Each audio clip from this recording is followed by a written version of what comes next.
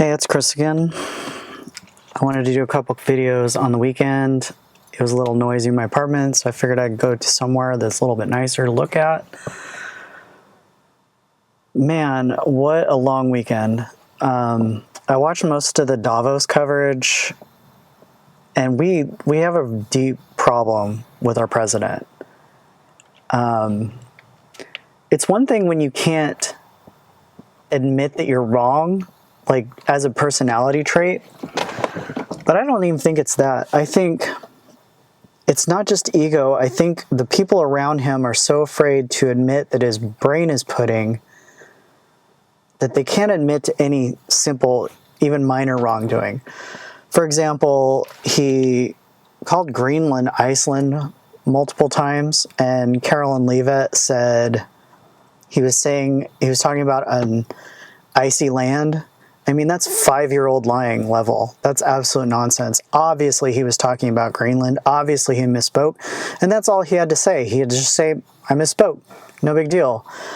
But when you know there's something wrong with your brain, you probably don't want to admit that. It reminds me of when he was called out for early on when he said he wanted to look into the origins of some sort of investigation. And he kept saying, I need them to look into the oranges. The oranges. Said it, I think, 3 times. Clearly went back and said origins. Clearly that's what he meant to say.